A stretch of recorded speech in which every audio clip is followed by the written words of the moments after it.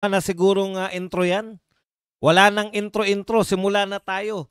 Pindot na. Okay, pag-usapan po natin, no? Parinig lang po natin ng konti, refresh lang po natin ang ating mga sarili.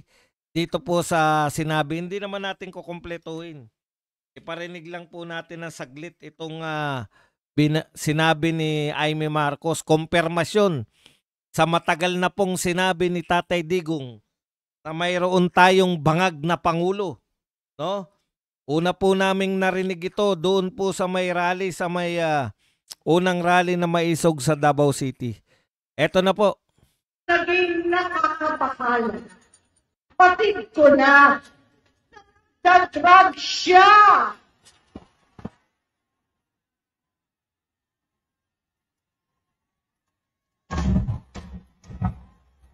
Nalaman ko. Pamilya. Tama ng pamilya. Seryoso ito.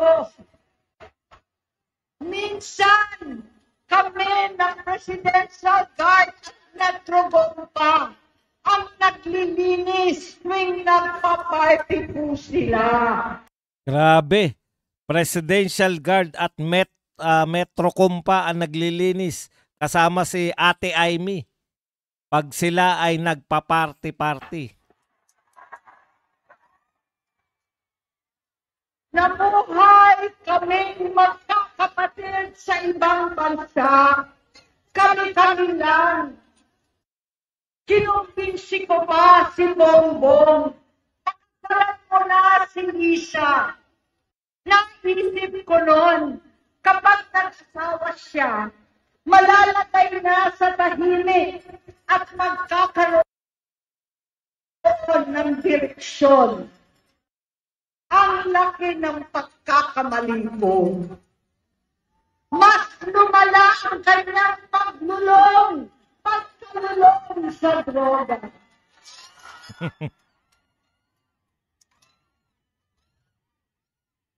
Dahil basta na silang mag-asawa. Iyon po ang pinakamalupit na revelasyon, no? Iyan ang pinakamalupit. Ngayon, hindi na po natin, ako personally, nauunawaan ko po kung bakit ganyan yung aksyon ni Marcos na hindi pa rin po bumibitaw sa pwesto. Alam po ninyo, saksi ako dyan, no? Pagka ganyan po ang sakit ng isang tao, drug addict, wala na po sa ano yan. Ako po, hindi atin to galing, kapatid niya po itong nagsasabi. No? Kapatid niya po ito nagsasabi na siya ay isang drug addict.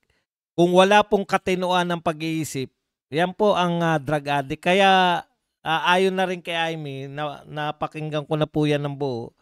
Ayon rin nga po kay Aimee, kaya may mga talagang mga pagpapasya yung Pangulo na wala na po sa hulog. Unang-una na, ito pong katiwalian na to, no? Saan ka nakakita? Na pinaimbestigahan mo yung sarili mong gobyerno at inaakusahan mo yung sarili mong gobyerno na may malawakang katiwalian, may malawakang korupsyon. Ikaw ang pinuno ng gobyerno. Diba? Hindi ko po maintindihan kung paano po ito natanggap. Tayo, hindi natin tanggap. Tayong mga iglesia, yung mga iglesia ni Cristo at saka yung mga Duterte supporters, hindi natin tinatanggap yung ganyang katwiran. Na ikaw na yung pinuno ng gobyernong may pinakamalawak na pagnanakaw. Tapos ikaw pa yung mag-aakusa sa sarili mong gobyerno. Wala pong gobyerno sa buong mundo na ganyan po kakapal ang muka. Only in the Philippines na may magaganap na ikaw mismo, no? Ikaw mismo yung nag-aakusa sa sarili mong gobyerno na ikaw ang namumuno. Ngayon lang po tayo nakakita. Ngayon, bakit po? Ang question, bakit po? Bakit po kaya niyang akusahan yung sarili niyang gobyerno na naihiwalay niya yung sarili niya? Sabi nga natin kung hindi man siya parte niyan, Nakakahiya po na sa loob ng 3 taong mahigit, pinamumunuan mo yung gobyerno na pinakakorap sa kasaysayan ng Pilipinas. Pero paano, kaya po, yung lahat po ng ikakatwiran nila laban kay Amy, mas katanggap-tanggap pala talaga yung paliwanag ni Amy. Ngayon po, nakonekta na natin. Nakonekta na po natin. Bakit po ganyan? Bakit po sasabihin ng Pangulo na pag tinanong po siya, ano pong masasabi nyo at may malawakang rally? Kung hindi rin nga ako Pangulo, sasama din ako sa rally. Bakit po may Pangulo na galit sa korupsyon ng gobyerno? Siya po yung pinuno ng gobyerno. Bakit po may Pangulo na ang palusot, ang tanging palusot, kung bakit hindi siya kasama sa pagnanakaw sa gobyerno? Kasi siya nga yung naglantad ng katiwalian. Hindi po magagawa yan ng isang pinuno. Hindi magagawa yan ng isang pinuno na normal ang pag-iisip. Yan po ang pakatandaan natin. No? Kung normal po ang pag-iisip ng isang tao, hindi niya po pwedeng sitahin yung kanyang sarili at ipaimbestiga yung kanyang sariling gobyerno at wala siyang pananagutan. Imposibleng isipin yan ng isang matinong Pangulo. Diba? Wala na po yan. Kahit na anong katwiran yung mga tagapagtanggol, wala na po yan. Lahat po sa buong mundo. Yung pagtataka po ng buong mundo na bakit Pangulo pa yung naninita sa kanyang sarili. Inaakusahan ng Pangulo na ito ang pinakakorap na gobyerno. Sabi nino, sabi ng Pangulo ng Pilipinas. Sino ba pinuno ng gobyerno? Di yung Pangulo ng Pilipinas.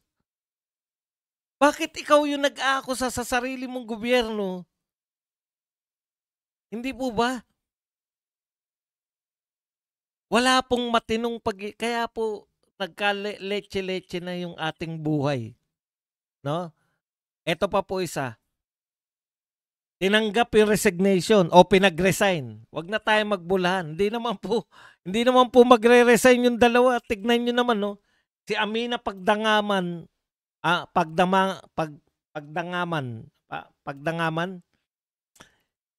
na pinagtatanggol niya pa po na walang kinalaman si Marcos, di ba? Biglang maririnig natin, tinanggap yung resignation.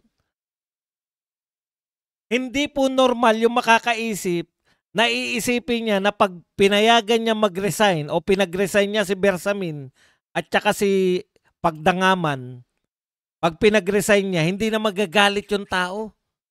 Imaginein po ninyo. Executive Secretary yan. Little President yan.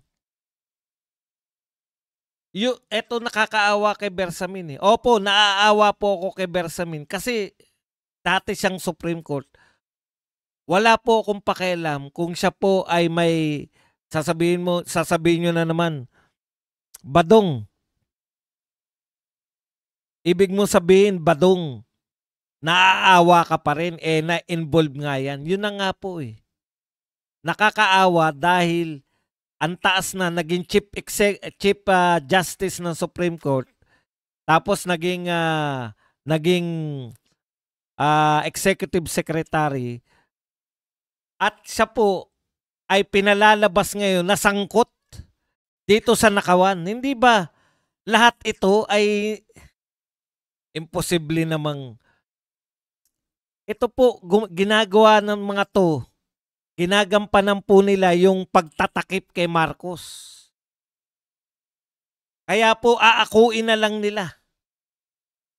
Nag-resign na lang at tinanggap po. Saan ka nakakita na normal pa ba yung Pangulo kung lahat na ng tao mo, pinakamatataas mo ng tao mula po sa Executive Secretary, DBM Secretary, DPWH, yung yun pong Speaker of the House, yun pong Senate President. Ito po, bago sila pagpapalitan ha, lahat po to tao ni Bongbong Marcos. Ito na po ang pinakamatataas na tao ni Bongbong Marcos. Executive Secretary, wala na pong tataas dyan. No? Sa Executive Secretary. Speaker of the House. Senate President. Lahat po yan. Si Chis Escudero, si Martin Romualdez. Executive Secretary. Tatlo pong pinakamataas. Ang hindi na lang niya hawak yung Supreme Court dahil talagang hindi niya pwedeng hawakan yung Supreme Court. Lahat ng matataas involved. Lahat ng matataas pinagbibintangang nagkamal ng bilyong-bilyong pera. Tapos ikaw wala kang kinalaman? Ikaw lang ang malinis? Buong gabinete mo marumi? Buong gabinete mo magnanakaw? Ikaw wala kang kasalanan? Ubod ka ng buti? Malinis na malinis ka? May maniniwala sa'yo? Kung paniniwalaan ka, no? Kung ikaw man ay ang tingin pa rin sa'yo ay wala kang kamalay-malay, lahat ng tao sa kapaligiran mo, meski DPWH, lahat ng tao sa DPWH, DBM, Executive Secretary mo, Speaker of the House, Senate President, lahat ng tao mo, may kasalanan, ikaw lang ang wala, ikaw lang ang malinis. Kahit na malinis ka pa, ang tawag na sa'yo, ipagpalagay na natin na talagang banal siya. Ipagpalagay na natin na tulog lang siya lahat habang nagaganap to. Hindi ba anong uri ng Pangulo ka, napaka-incompetent mo na? Or, adik ka. Kasi hindi mo na uunawaan na nagaganap eh. It's either kasabwat ka or adik ka. At hindi kami nagsasabi niyan, kapatid mo. Pero lahat ng actions mo papunta dyan. Ang dali lang naman, alam mo nyo, sa totoo lang po, napakadali lang. Sagutin, patahimikin ng mga tao. Lalo na ngayon, dinidikdik ka. Putya, kung ako yan, magla-live ako, pupunta ako sa St. Luke's. Naka-live, imbitahin ko lahat ng mga bayarang media. O speaking of bayarang media, kahapon naroon kami nagla-live. Pumapalag pa tong mga GMA7 nasa likod namin eh. Pinara ko nga. Manahimik kayo, nakikinig kami ng programa. Mga bumubulong-bulong pa sa katabi, yung alam mo yun, vlogger kami tapos sila lang yung media ron. Mukhang tanga talaga tong GMA7. Oo, bayaran kayo pero hindi kayong mga cameraman. Huwag niyong akuin yung responsibilidad nila Arnold Clavio. Hindi kayo, cameraman lang kayo, babayaran pa ba kayo? Pero huwag kayong maging tagapagtanggol. Nanahimik siya eh. Sabi ko manahimik kayo, nakikinig kami sa programa. Na ba nagsasalita si Defensor, sabi ni Defensor, mga bayarang media, pumalag tong mga cameraman. Cameraman lang kayo, alam namin hindi kayo ang babayaran. Alam niyo yun, ilagay niyo sa lugar. Iiwas sila, napansin nila lahat, vlogger dun eh. Mukhang tok mo lang po siya kala. Hindi po namin, pag sinabi po namin bayarang media, hindi po kasama yung mga technical staff. Kung kayo po ay cameraman, po siya baka nagagalit po yung tao, kala Maris Umali, di ba? Yung mga Duterte nung naroon sila sa nagpunta yan doon. Yun ang mga kinukumpronta namin, hindi kayong mga cameraman. Huwag kayong umepal. Hindi naman kayo babayaran dahil cameraman kayo. Kulang kayo. Okay, balik tayo rito. Kasi pare-pareho kami ron. Pare-pareho kami naiinitan. Pare-pareho kami nagsisiksikan. Huwag kayong umepal mga cameraman ng GMA7, TV5, hindi kayo kasali pag sinabing bayarang media, okay? Hindi kayo yun. Yung mga on-cam lang.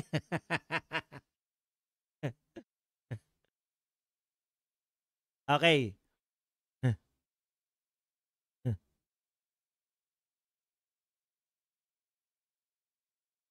Eto po, wala na pong duda to. Nagtapat na po. Lahat na po eh.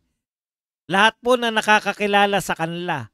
Mga personal po to. Si Nikki Cosseteng, kasama po nila mga socialite. Mga kilalang tao po sila sa lipunan. Nung lumalaki po sila, kilala po sila ng mga adik, sabi ni Nikki Cosseteng. Ngayon po, eto na po.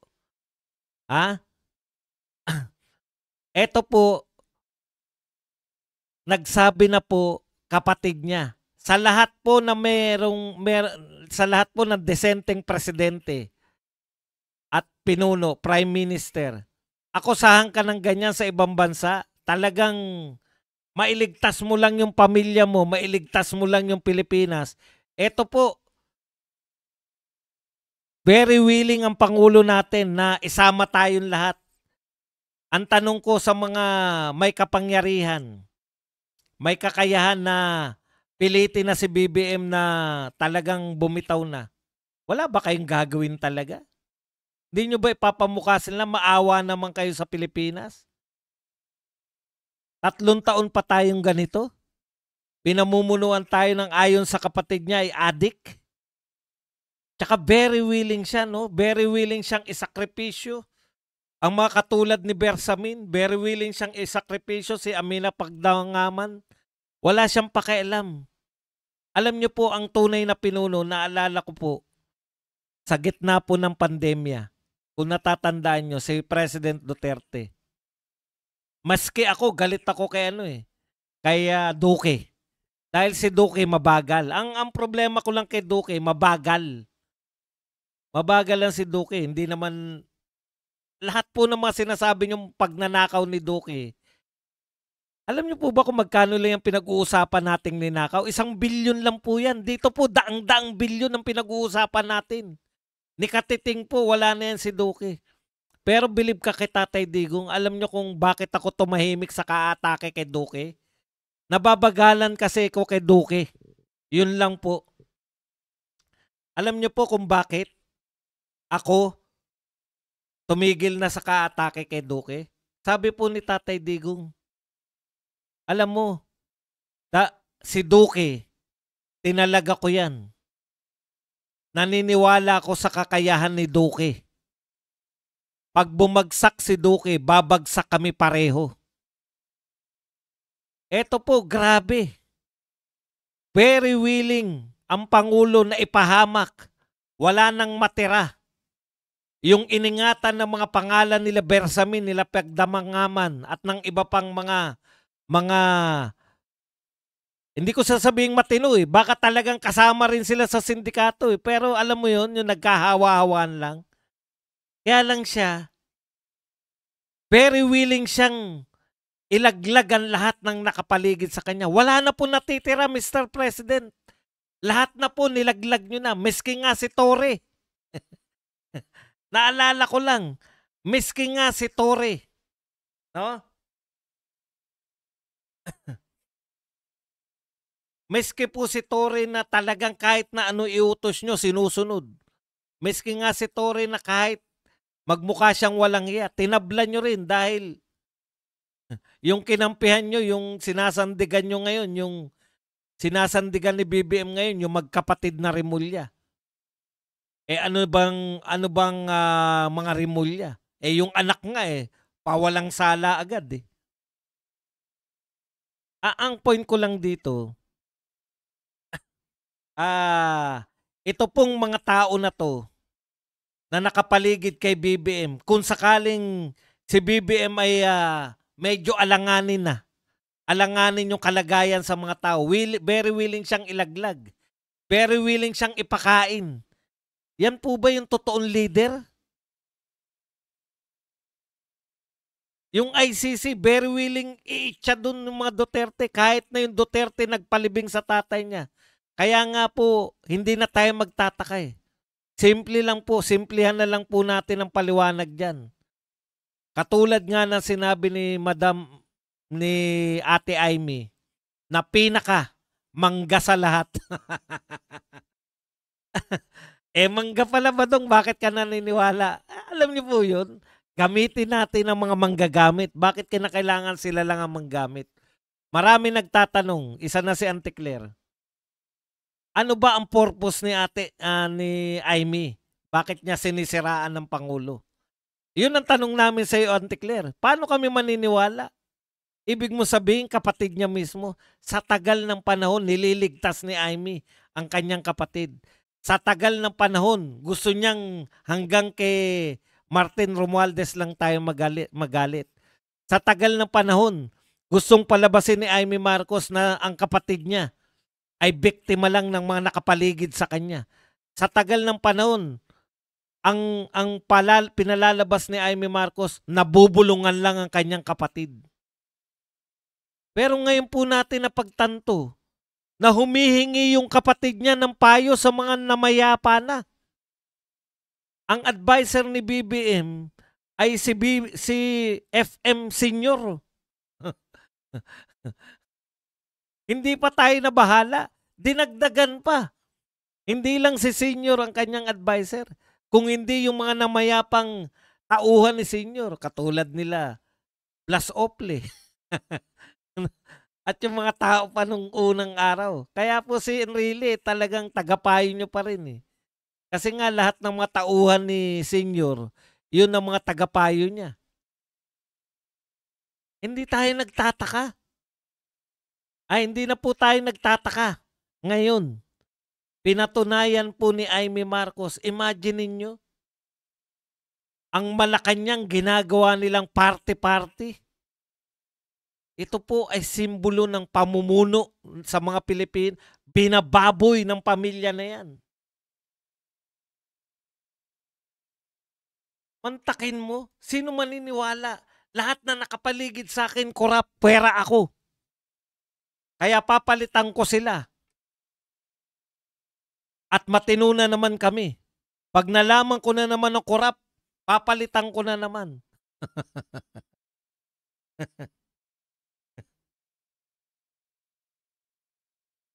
Alam niyo po, 'di ba? Sa tagal ng panahon, kaya po kami naniniwala ko na mangga talaga si Amy. Pero sa tatanungin niyo ngayon, bakit ito po, yung mga munyaman, ito po yung mga katropa, talagang makikita niyo naman po eh. Alam niyo po, kitang-kita po sa kanilang pagmumukha, nagsitanda na po sila ng ngiwi-ngiwi, nagsitanda na po sila na may depekto na yung pananalita. Wealthy and wired, Amy names Inigo Sobel, Tony Boy Florendo, Anton Lagdameo as Bongbong's alleged drug buddies. Grabe, may mga ang lalakas po nila. Kaya hindi katakataka na si Tantoko hindi kinaya. Sanay na sanay. Okay. Eto po. Si Larry Gadon, ano sabi ni Larry Gadon? Sinisira mo yung pangalan ng buong pamilya nyo. Kasi malapit nang kumanta yung bagman dyan sa Ilocos. Yung mga DPWH project na yan. O, siniraan mo rin yung pamilya ni Marcos sa Ilocos. Sige, pakantahin nyo na lahat. Maganda po to eh. Alam nyo po, natutuwa po ako, no? Sige, maglantaran po kayo. Huwag ka kaya lang naawa ko sa Pilipinas kasi kaya tayong i-drag. Pagsak ang ekonomiya, sinong magtitiwala sa atin na may mag-invest ba sa atin? Malamang merong mag-invest sa atin. Yung mga yung mga sindikato din. Putya, open na yan. Wala nag-invest sa Pilipinas. Yakagin natin yung... Kaya pag may biglang mga investor dito, dapat alamin natin kasi malamang mga sindikato. Wala pong matinong investor na mag-invest sa Pilipinas kung natuklasan po nila yung kapatid ng Pangulo ay pinagbibintangan siyang adik. Thank you very much kay Senyora Traveler sa $2 na pangkape. Oy, uso pa po ang pakape ah. Okay. pasagutin naman natin sila. Baka naman may katwiran tong mga to, di ba? Ito po. Ito po yung mga aso. Ayan, nanawagan naman po yung Teddy Casino. Grupo ng Bayan ng Tibang Kalyado nanawagan na magbitiw na sina Pangulong Bongbong Marcos at Vice President Inday Sara. Tignan po ninyo. Ito pong mga ganitong panawagan. Ito po yung mga panawagan ng takot sa mga Duterte. Bakit po kayo mananawagan? Dalawa po ang katwiran bakit mananawagan na po ang mga tao ngayon na magbitiw na sa pwesto. Una, yung sinasabi ni Amy Marcos, adik ang Pangulo. Pag adik po talaga, sabihin ko sa inyo, ito po personal na karanasan. Hindi po ako ang nag-adik ha. Personal na karanasan ko po. Napakabuti po nung kamag-anak. Wag na po natin. Basta personal po, ang laki po ng pagbabago sa utak mo pag ikaw ay nagdodroga. Kahit na gaano pa kabait yan, once na napasok na po ng droga yung utak, magbabago at magbabago. Huh? Kahit ano pa pong gawin ninyo, hindi po ako nagtitiwala na yung adik matinong mag-isip. Lalo na yung mga yan. Anli po yan. Kung kayo po ay adik at napakayaman nyo, anli po, di ba? Anli yung droga. Pero hindi po kayo mangingimi. Bakit po ganun na lang kagarapal? Hindi kasi normal yung pag-iisip.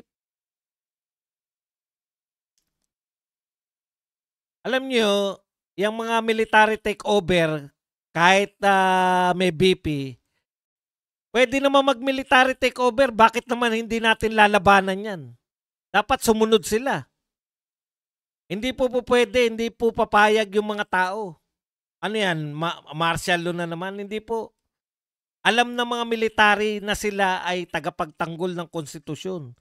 Alam po ng mga military na ang konstitusyon nagsasaad na pag ang isang pangulo ay bumitaw, nag-resign o incapacitated, hindi na po kayang mamuno, yan po yung kung totoo yan sinasabi ni Amy, hindi po dapat mamuno ang isang adik. Imagine, binaboy nila si BP pero in the end, lumabas din ang katotohanan. God is good. Maraming salamat, Mocha Princess na nagbigay ng $5.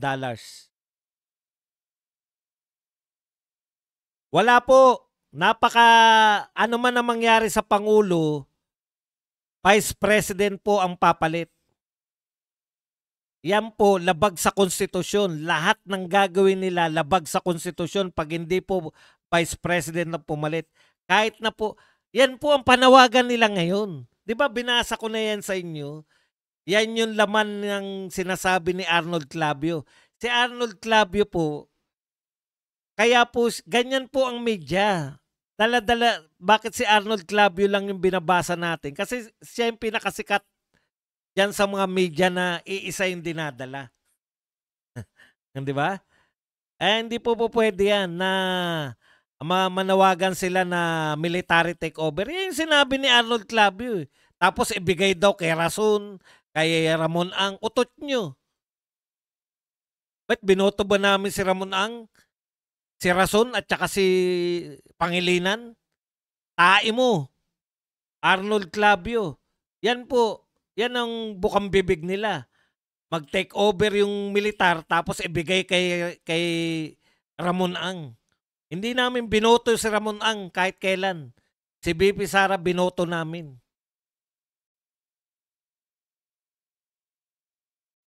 Okay. Hindi lang po budget ang ubusin natin eh. Durog-durog po tayo. Alam niyo kung bakit? Kaya po dapat yung mga congressman sa panawagan po ni Meow Meow, suportahan nyo po. Isalban ninyo. Eto, kasi meron pang inaasahan tong lintik na mga negosyante na to eh. Tong mga oligarkiya na to, umaasa pa sa dilaw. Wala na po naniniwala dyan sa dilaw na sa buwatan pa rin sa Marcos. Kita nyo, tahimik pa rin sila hanggang ngayon. Kaya po, totohanang masasabi natin na ang totoong mga grupo lamang laban sa korupsyon, yung mga Duterte Group at saka yung Iglesia ni Cristo. Yan lang po ang totoo. Yan lang ang totoong anti-corruption. Iglesia ni Cristo at saka mga Duterte. Yung ibang grupo nagpapanggap lang ng anti-corruption pero kakampi sila ni Marcos. Kasama ng bayarang media. O, bayarang media kayo. Sige, sagot na po tayo sa mga katwiran nila. Ito po ang sinabi naman ni Charis. I have always acknowledged and respect blah blah blah. It pains to see me how long she has gone to the point that she resorts to a web of lies aimed at destabilizing this government to advance her own political ambitions. So pinagbibintangan po ni Charis yung kanyang tiyahin na meron lang ina-advance na political ambitions. Naniniwala ako sa iyo, Charis.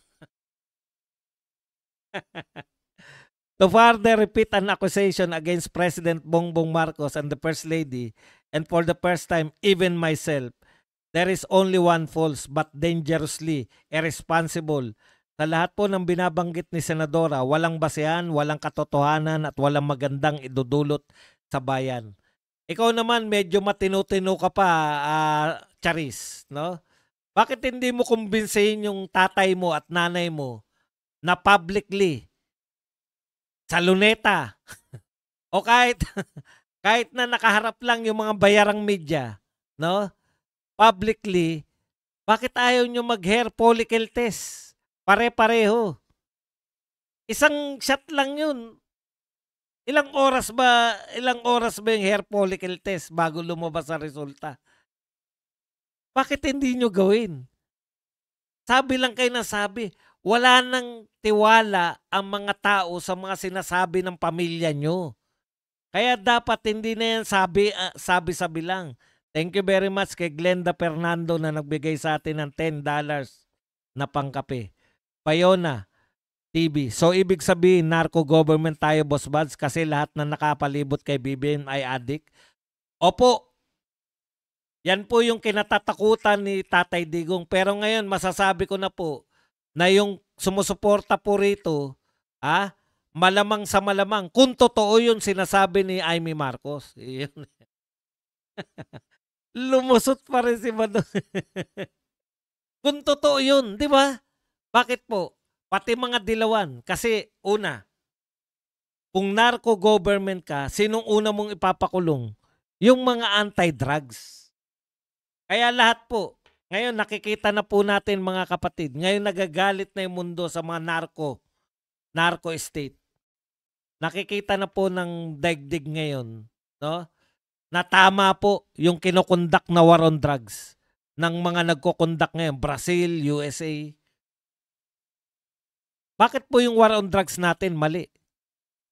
Kasi pro-drugs. Yan na lang po ang paliwanag natin. Yung tumututol sa anti-drug campaign ni Tatay Digong ay pro-drug lords, pro-drugs para sa droga. Huwag na kayo magpanggap. Kayong mga dilawan, Makabayan Black, at kung sino pa. Siyempre itong si BBM, obviously, di ba? Bakit niya babanatan? Sabi ni Amy, siya ay isang addict. Okay. Ngayon, ituloy natin to. My cousins, Borgie, Vice Governor Matthew, and Attorney Michael can attest that these allegations that were insinuated against me are false. We always agreed that whatever happened between our parents, we would not let ourselves be dragged in. That's why nakakalungkot makita na ginagawa niya ito. For her to betray her own family brings a lot of pain to me as a consequence. Ang tagal nyo na, ang dali lang po. Now is the time to unite behind the truth, not to amplify narratives meant to topple the government. Panahon ngayon para magtulungan, hindi para magpalaganap ng gulo at destabilization. Lagi na lang yan salitang destabilization. Lagi na lang yan. Inuulit-ulit nyo lang, gulo at destabilization. Kami ba nang gugulo? Nanggugulo ba yung si Marcos? Malaya yung pamamahayag niya. Nagsabi siya ng totoo, naniniwala ang maraming tao. Hindi nyo pa ba naintindihan? Milyon na naniniwala. Bago magsalita si Amy Marcos, naniniwala ang milyong Pilipino na addict si BBM. Ngayong nagsalita na yung ate, kinumpirma lang nila yung paniniwala ng mga Pilipino na addict si BBM. Ang dali lang, congressman, kung paano mo, kumbinsihin mo yung mga magulang mo. Mag-hair follicle test kayo. Tapos ang problema. Alam nyo, ang siyensya, mas nakakapaniwala yan kaysa sa sabi-sabi. Pagtatapatin nyo yung resulta, basta live ba? Hindi yung po pwede yung papasok kayo. Tapos lalabas kayo na, negative. I-live nyo. Bakit kayo natatakot?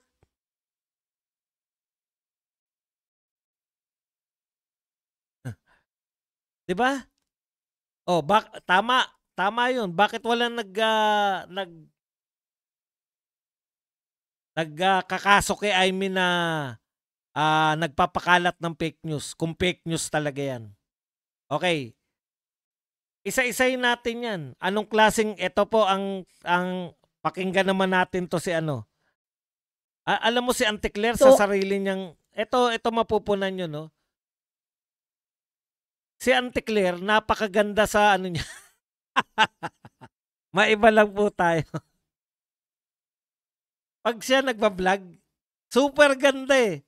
Auntie Claire, ituro mo naman kay Badong kung anong tawag niya sa... Super ganda, super bata. Ano ba? Ano ba tawag diyan sa ano mo, sa filter na 'yan? Magamit nga. Anak ng po. Ang ganda mo sa sige, pakinggan muna natin. Si Auntie Claire. Siyempre, kinakailangan pasagutin natin yung mga aw-aw. So, ano ang dahilan ng desperadong galawan? Sabi niya, desperadong galawan daw to. Naniniwala ako sa iyo, Auntie Claire. Naniniwala ako kay Charis na ito ay political move ng kanyang kapatid. Naniniwala rin ako na desperado si Senator Amy. Kaya naniniwala ako sa inyo. Sige, tuloy mo, Auntie Claire. Ni Senator Amy Marcos laban sa sarili niyang kapatid. At pati kay First Lady. Kundi makapanira lamang. Yan. Wala daw ibang dahilan yun, ayon kay Auntie Claire, kundi makapanira lamang. Kung gusto niya lang manira, bakit kapatid niya pa ang sisiraan niya? Bakit pamilya niya pa yung sisiraan niya? Di ba? Hindi mo ba naisip yun? Pwede naman niya siraan si Inday. Pwede niya naman siraan yung ibang tao. Bakit yung kapatid niya at ang pamilya ng kapatid niya ang kanyang sisiraan? Asan ang logic, Auntie Claire? Sabagay, wala na kinakailangan logic sa mga to. Kinakailangan lang nila magtanggol. Walang basihan. Dahil kung itong test na to, na siyang kinumpirma ng St. Luke's na negative ang Pangulo pagdating sa drug test. Bakit hindi siya tumutol noon? Pinagtatanggol niya nga yung kapatid niya noon eh. Hindi mo ba naiintindihan? Pinagtatanggol niya yung kanyang kapatid noon. Ayaw niya talagang masira yung kanyang kapatid. 'Di ba? Lahat ang dialogue ni Amy Marcos noon, nabubulungan lang si BBM ng mga nakapaligid sa kanya. Si Martin talaga yung tunay na salbahe. Gusto niya talagang iligtas. Tinatanong nyo kami kung bakit ngayon. Kaya rin natin sagutin yan. Bakit ngayon lang nagsalita si Amy? Hanggat maaari, nililigtas niya yung kanyang kapatid. Hanggat maaari, gusto niya lang idiin si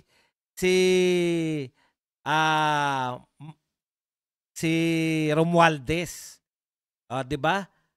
Kaya ang tagal na panahon. Ngayon, desperado ba si Amy? Opo, desperado siyang iligtas ang sarili nila. Kasi Marcos siya eh. Nagagalit din ng mga tao sa kanya eh. Ngayon dahil sa ginawa niya, hindi nagalit sa kanya mga tao. Parang si Saldi yan at saka si Diskaya. Galit sa kanilang mga tao. Ano sabi ni Diskaya? Kaya po ko lumantad na kasi yung mga tao, hindi ko po alam. Nagdedelikado buhay namin. Hindi po namin alam. Daang milyon po ang Pilipino. Hindi po namin alam kung sinong papatay sa amin. Ngayon po sa paglantad ko at tinuro ko yung may mga sala, sabi ng Diskaya, alam ko na po kung sinong papatay sa amin. Desperate move ba to ni Amy Marcos? Desperate move po yan para mailigtas yung pamilya niya. Yung sarili niya tsaka yung pamilya niya.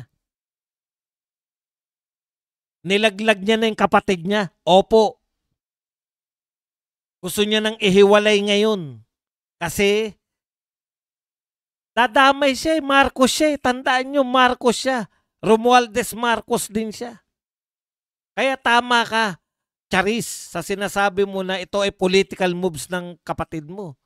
Pero wag niyo sabihin hindi tama si Amy Marcos. Yung sinasabi mong drug test na kinundak, bakit ayaw niyong i-live? Bakit ayaw niyong hair follicle test? Bawal na bang ulitin? Isang beses lang po pwede? Dapat desperate na rin yung alam niyo kung totoo kayo, kung totoo yung sinasabi niyo, desperate din kayo dapat na pabulaanan. Desperate din kayo na masira si Amy Marcos. Isang hair follicle test yan. At ako mismo magsasabing sinungaling si Amy. Pag nag-hair follicle test kayo at nag-negative kayo, eh kung hindi nyo gagawin, wala na kayong magagawa. Milyon-milyon na nagrarally. Kinakailangan yung may gawin.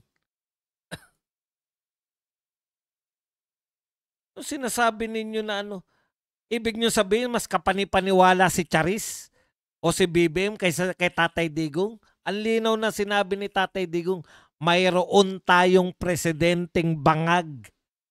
Si Tatay Digong kapanipaniwala. Gusto nyo hindi na kami maniwala kay Tatay Digong, kay Amy Marcos. Magpa-hair follicle test kayo. Tapos yung problema, yung lahat ng ginagawa nyo, biruin mo, atakehin mo sarili mong gobyerno, ikaw ang presidente. Nakakita, magnanakaw ang mga gobyerno to. Ikaw ang pinuno ng gobyerno. Okay. Eto pa po. Ayan, si Auntie Claire, di ba? Eto naman, sa media naman. Tignan po ninyo ang sinasabi ngayon ni Arnold Clavio. Unahin natin yung isa pa. Marami ang nagulat at mayroon ding na iskandalo sa naging talumpati ni Senator Amy Marcos laban sa kanyang sariling kapatid na si Pangulong BBM. Kaugnay ng pagkakalulong sa ipinagbabawal na gamot. Sa usapin ng pagkakasama ng pangalan ni Marcos Jr. sa drug watch list ni Pangulong Duterte, mahigpit na sinasabi ng Philippine Drug Enforcement Agency na si Pangulong Ferdinand Marcos Jr. ay wala sa list na ito. Alam mo, Arnold Clavio, ang nagsabi niyang pideya ni Marcos. 2024 yung nakasulat dyan sa'yo, 2024. Ha? Tandaan mo ha, Clavio. Ito talaga si Clavio. Yan, ngayon, meron pa bang hinala kayo na si Clavio ay hindi tagapagtanggol? Sinabi na ng atin na drug addict si Marcos. Ang ikokot mo lang, pideya ni Marcos. Sinabi raw ng pideya ni Marcos na wala raw drug watch list. Sinabi na nga ni Digong na naroon siya eh. Sino ang kapanipaniwala? Yung tauhan ni Marcos na nagsasabing wala siya sa drug watch list? O mismong mga pideya? Tanungin mo, dating pideya yan si Morales. Sinasabi nila, involved nga yan, siya nga yung huhuli dyan kay Marcos, dun sa kondo ni Maricel Soriano. Ano ka ba naman, Clavio? Pideya daw ni Marcos, wala daw sa drug list si Marcos. Natural, sabihin niya ng PIDEA, presidente na nga nagsabi na bangag eh. Tsaka ate, hindi po kami. Kami po nagbabasa lang ng balita. Kami po mga vlogger, kasi pinag-iinitan nyo lagi mga vlogger eh. 'Di ba? Lahat po yan. Sinabi yan ni Amy. Kung meron kayong sabing nagpapakalat ng fake news, sabi nyo fake news yan, bakit hindi nyo sampahan si Amy Marcos ng fake news? Hindi nyo kaya, di ba? Kasi pag sinampahan nyo si Marcos ng fake news, yan.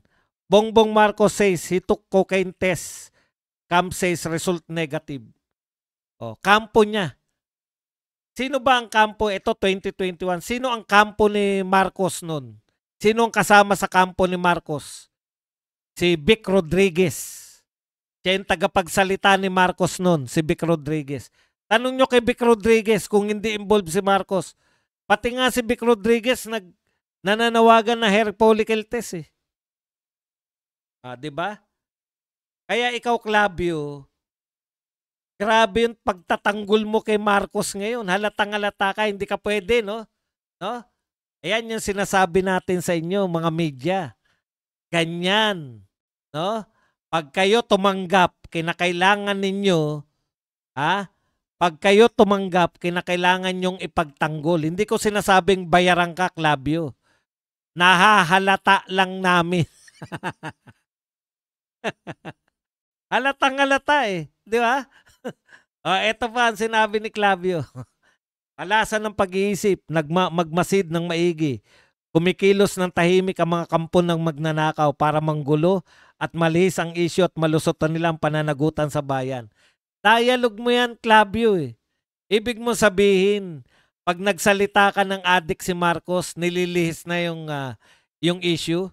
Sino yung pinalulusot ni Amy Marcos? Ito ang problema ng mga to. Sige, tuloy natin.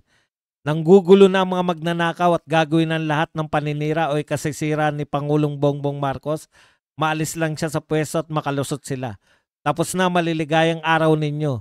Kaya triple ang kanilang pagsisikap na madiskarilan sinasagawang investigasyon. Huwag tayong paloloko sa mga nagpapanggap na malinis at matuwid. Kayang-kayang mag-anyong anghel ang mga demonyo. Talbog sa'yo yan, Clavio. Nag-aanyong anghel ka. Pero, hindi ko sasabihin demonyo ka dahil masahol ka pa sa demonyong hayop ka.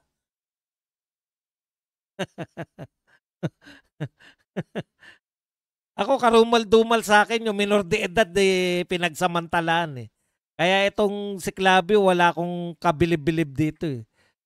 Ang pinalalabas nila ngayon, yung si Amy Marcos, gusto niyang makalusot yung mga magnanakaw. Sino mga magnanakaw?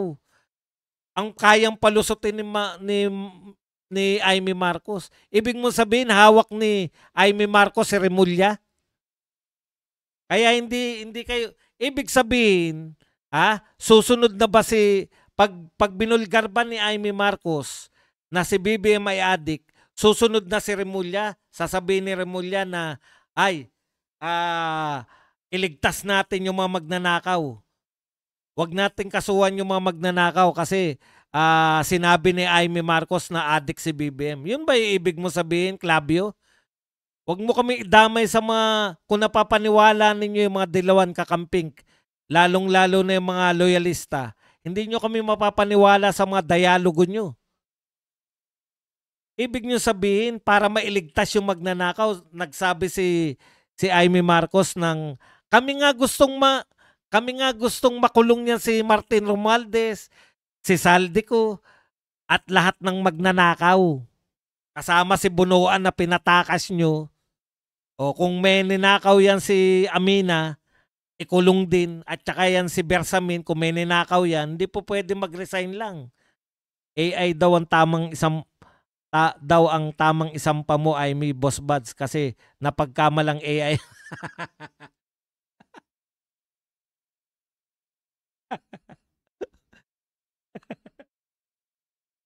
Arte. Aminado po, hindi na po yan original na mukha yung kaya.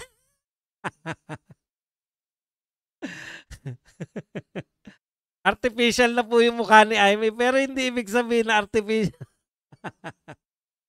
Yung mukha lang po ni Amy ang artificial sa dami po ng kinarga dyan. Pero kita nyo naman, sino magsasabing 70 years old na yan? Di ba? Saan ka nakakita? 70 years old na, ganyan pa itsura. Oh.